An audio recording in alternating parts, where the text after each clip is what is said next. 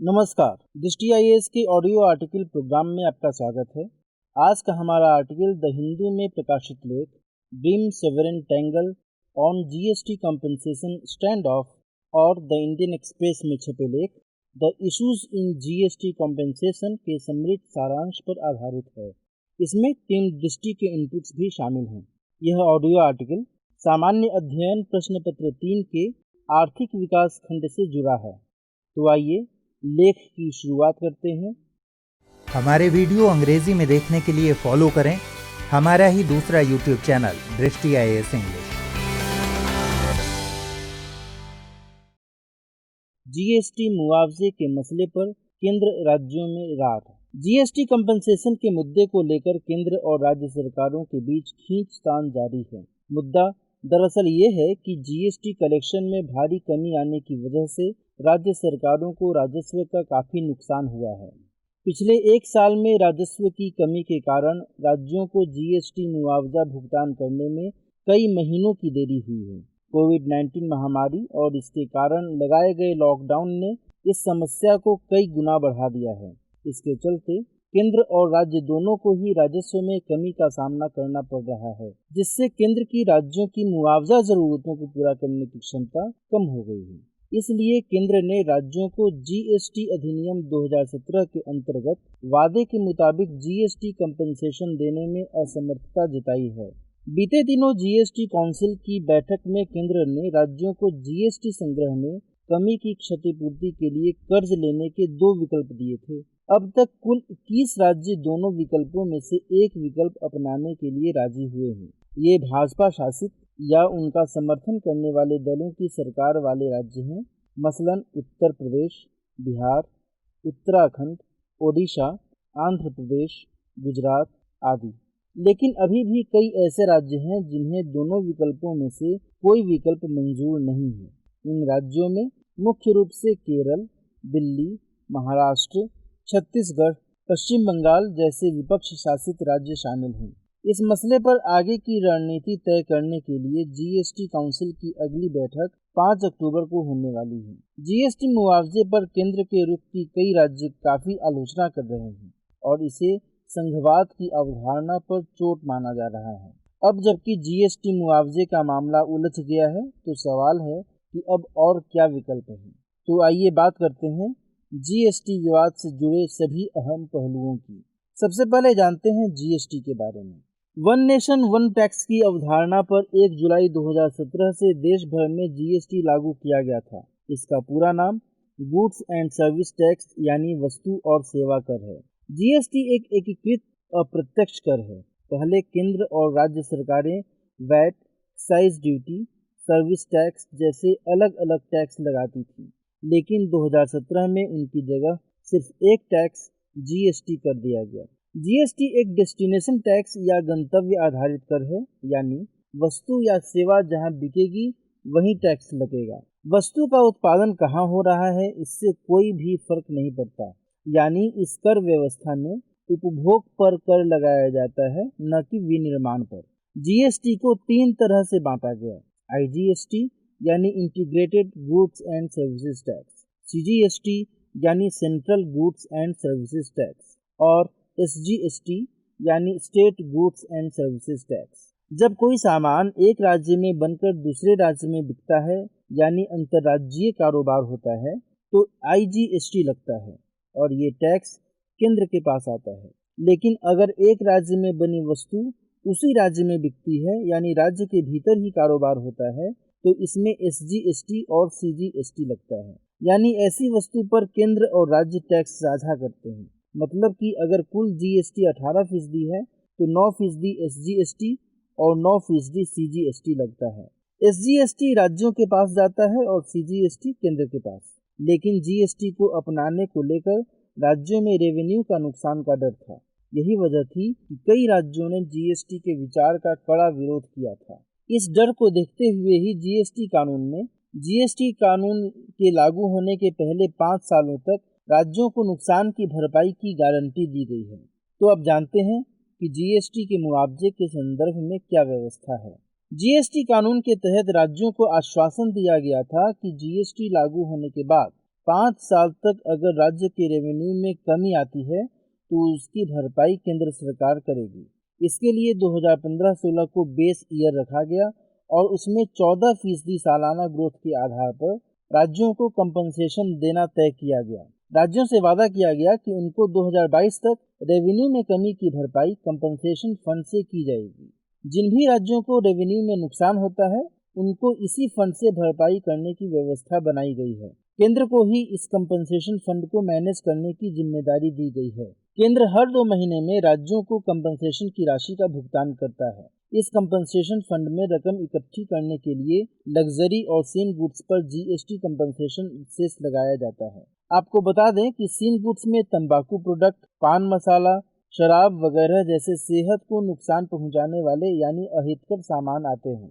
वहीं luxury goods की श्रेणी में आनंद, आराम या कंफर्ट बढ़ाने वाले गुड्स जैसे एसी, रेफ्रिजरेटर, कार, 2 व्हीलर आदि रखा जाता है।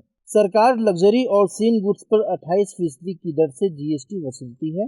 साथ ही इन पर अलग अलग दरों से सेस यानी अधिभार भी लगाया जाता है। सेस कर के ऊपर लगाया जाने वाला कर होता है। आमतौर पर इसे किसी खास मकसद को पूरा करने के लिए लगाया जाता है। अब तक राज्यों को दिए गए मुआवजे की बात करें तो 2018-19 में केंद्र ने जीएसटी मुआवजे के तौर पर राज्यों को 81,141 करोड़ रुपए दिए थे। हालांकि वर्ष 2019-20 में राज्यों को मुआवजा देने की जरूरत लगभग दोगुनी होकर 1.65 लाख करोड़ रुपए हो गई और लगातार यह अंतर बढ़ता ही जा रहा है। कोरोना वायरस महामारी के संकट और इसके बाद लगे लॉकडाउन की वजह से सरकार को आर्थिक मोर्चे पर भारी दिक्कतों का सामना करना पड़ रहा है। लगभग हर सेक्टर में कंजम्पशन कम हुआ है। जिन चीज़ों की बिक्री से सेस वसूला जाता था उनकी बिक्री में भी गिरावट आई है और यह गिरावट बहुत भारी तादाद में है। इसलिए राज्यों को मुआवजा भुगतान करने में देरी का कारण केंद्र के पास अपर्याप्त फंड के तौर पर देखा जा सकता है। इसके चलते हालिया विवाद पैदा हुआ है। तो आइए समझते हैं जीएसटी मुआवजे पर विवाद का पूरा मसला है क्या। दरअसल बीते दिनों हुई जीएसटी परिषद की बैठक में राज्यों को जीएसटी इम्प्लीमेंटेशन की क्षतिपूर्ति के मुद्दे पर केंद्र ने कहा कि केंद्र राज्यों को मुआवजा नहीं दे सकेगा। बकौल केंद्र सरकार कोविड-19 महामारी के कारण जीएसटी संग्रहण में भारी गिरावट दर्ज हुई है। वित्त मंत्रालय का कहना है कि राज्यों को इस साल 3 लाख करोड़ रुपए के जीएसटी राजस्व अंतर का सामना करना पड़ सकता है।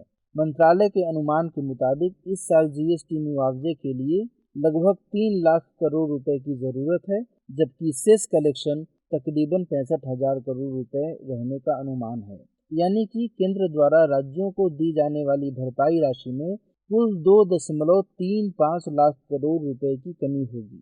केंद्र का आर्गुमेंट ये है कि 97,000 करोड़ रुपए के राजस्व की कमी जीएसटी लागू होने के कारण है, जबकि 1.38 लाख करोड़ रुपए का नुकसान एक्ट ऑफ गॉड के कारण पैदा हुई असाधारण परिस्थितियों के चलते हुआ है। आपको बता दें कि वित्त मंत्री निर्मला सीतारमण ने कोविड-19 को एक्ट ऑफ गॉड कहा है। एक्ट ऑफ गॉड को फोर्स मेजोर के नाम से भी जाना जाता है। कानून की नज़र में एक्ट ऑफ गॉड वह स्थिति है जो इंसान के वश से बाहर हो। इस स्थिति में इंसान को किसी खास जिम्मेदारी या जवाबदेही से छुटकारा मिल जाता है। केंद्र द्वारा जीएसटी के नुकसान की इस स्थिति के उपाय के तौर पर राज्यों को 2 विकल्प दिए गए हैं और दोनों में ही कर्ज लेने की बात कही गई है। पहले में राज्यों को विकल्प दिया गया कि जीएसटी ट्रांजिशन की वजह से राजस्व में आए घाटे की भरपाई के लिए वे 97,000 करोड़ का कर्ज ले लें, लेकिन इसमें महामारी के कारण हुए राजस्व घाटे को शामिल न करें। ऐसे में मूल राशि और ब्याज दोनों राशि भविष्य में अर्जित होने वाले सेस कलेक्शन के जरिए 5 साल बाद चुकाई जा सकेगी। तो वहीं दूसरे विकल्प में राज्य पूरे 2.35 लाख करोड़ रुपए उधार ले सकते हैं, लेकिन इस स्थिति में उन्हें ब्याज का भुगतान स्वयं करना पड़ेगा। हालांकि केंद्र या राज्य कोई भी उधार ले, इससे सामान्य सरकारी कर्ज बढ़ने ही वाला है, इसलिए कई राज्य कर्ज के विकल्प का काफी विरोध कर रहे हैं। ऐसे में सवाल है कि जीएसटी मुआवजे के इशू पर राज्यों का क्या पक्ष है। राज्यों के पक्ष की बात करें तो उनका कहना है कि राज्यों की वित्तीय स्थिति काफी दबाव में है। चूंकि देश के सभी राज्य इस समय कोरोना वायरस महामारी से जूझ रहे हैं, इसलिए उनके स्वास्थ्य देखभाल सेवाओं पर भी भारी दबाव पड़ा है।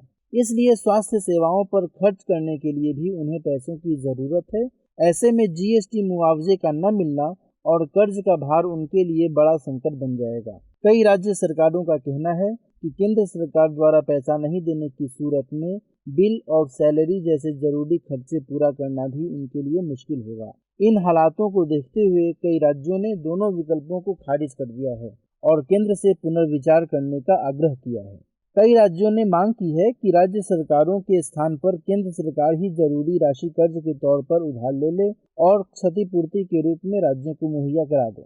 बहरहाल यह मुद्दा केंद्र और राज्यों के बीच एक विवाद का रूप ले चुका है, लेकिन इतना तय है कि इस मसले का हल जिस तरह होगा उससे न केवल जीएसटी का भविष्य बल्कि केंद्र राज्य राजकोषीय संबंधों की प्रकृति और भारत में संघवाद का आकार भी तय होने की संभावना है। ऐसे में सवाल है कि आखिर क्या हो आगे की राह। भारतीय अर्थव्यवस्था की विकास दर बहुत धीमी गति से बढ़ रही है। आर्थिक मोर्चे पर कई तरह की चुनौतियां बनी हुई हैं। कई आर्थिक जानकारों ने इस साल नकारात्मक जीडीपी ग्रोथ का अनुमान लगाया है और नॉमिनल जीडीपी के भी पिछले साल के स्तर के आसपास या उससे कम रहने की संभावना है। ऐसे में आने वाले साल में भी जीएसटी कलेक्शन में भी कमी रहने का अंदेशा है। इसलिए कोरोना महामारी के इस दौर में भारतीय अर्थव्यवस्था की मौजूदा स्थितियों को ध्यान में रखते हुए रास्ता निकालने की ज़रूरत है। ऐसे में ज़रूरी है कि राज्य सच्चाई को स्वीकार करें और मुआवजे के न्यूनतम स्तर पर सहमत हों। केंद्र को यह समझना चाहिए कि जीएसटी मुआवजा उसकी वैधानिक जिम्मेदारी है और वे इससे इनकार नहीं कर सकते। इसलिए केंद्र सरकार को सीधे आरबीआई या वित्तीय बाजारों से उधार लेकर जीएसटी मुआवजे पर गतिरोध को खत्म करने की कोशिश करनी चाहिए।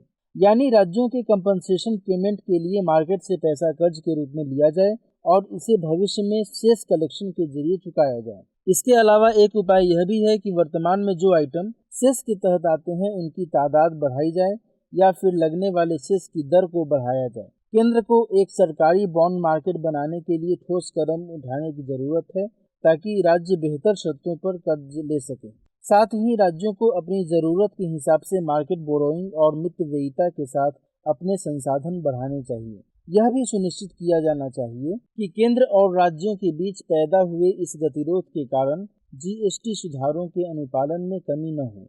इसके अलावा यह भी ध्यान रखने की ज़रूरत है कि जीएसटी मुआवजे के कारण केंद्र राज्य में विवाद की वजह से देश के संघीय ढांचे को नुकसान न हो। संकट की इस घड़ी में वक्त का तकाजा है कि अर्थव्यवस्था को पटरी पर लाया जाए। ऐसे में केंद्र और राज्य दोनों को आपसी हित में सहयोग और समन्वय बनाए रखते हुए ही आगे बढ़ना होगा। तो आइए नोट करते हैं आज का सवाल। राज्यों को जीएसटी क्षतिपूर्ति प्रदान करने के लिए क्या व्यवस्था है? वर्तमान में क्षतिपूर्ति देने में आ रही समस्याओं की चर्चा करते हुए उनके समाधान के उपाय सुझाइए।